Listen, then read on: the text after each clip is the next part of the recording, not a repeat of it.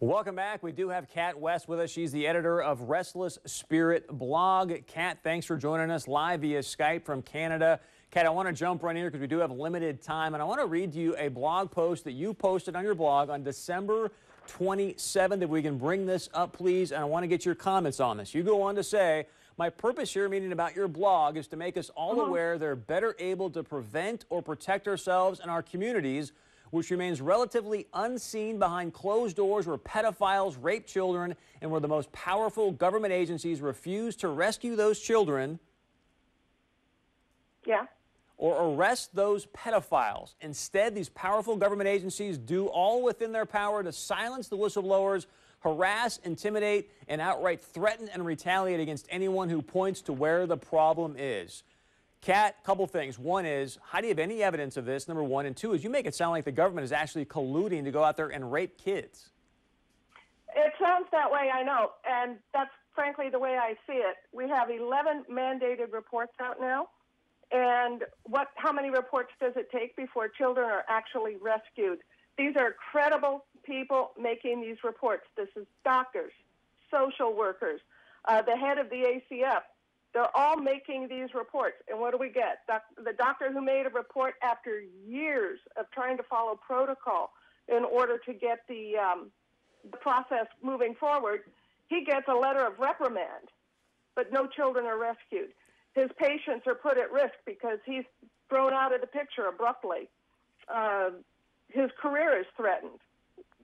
So why are they doing all of this? There's been 11 mandated reports. We know that Senator Hoeven was up there in September, sat down with Tribal Chairman Mr. Yankton. Why hasn't more been done to get these children in safe places? The question should be, why has nothing been done to get these children into safe places? They know who these pedophiles are. They know who the children are that are placed with them, and they do nothing. They do retaliate against the whistleblowers. They fire the social workers who bring it up. They harass and try to minimize it, but they don't go to the door where they know these pedophiles are and pull those kids out and arrest the pedophiles. They don't do it. Why? You have to ask them why they haven't done that. Well, here's the thing. You say they do nothing. Tribal Chairman Yankton says they've included now training on mobile digital fingerprinting. They're doing what they can to try to move things in the right direction. He blames it. Basically, it says here, quote, due in large to inadequate funding. You say? I say walk up to the door. It's on your reservation. Walk up to the door with your police. Pull those kids out of there. You don't need to go through a whole process of let's go get fingerprints, let's get more funding. How long would we wait if we knew in our neighborhood that there were children living with pedophiles right next door to us? How long would we wait? It's been months, and they're waiting for fingerprinting technology, more funding. They can go right to those doors. This is not 30 miles away, 50 miles away, 100 miles away. They have their police force, they have the authority, and they're doing nothing. Kat, if you were to point the finger at one person, who's most responsible for this situation?